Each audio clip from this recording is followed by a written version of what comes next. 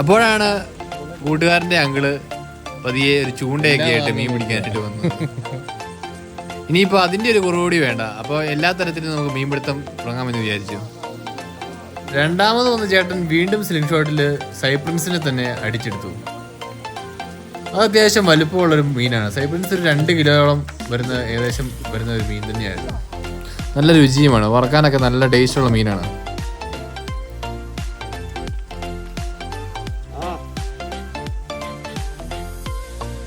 അത് കഴിഞ്ഞാണ് ഒരു 1.5 മുതലിനെ ചേട്ടൻ അടിച്ചിട്ടത്. അതൊരു രോഹു മീനായിരുന്നു.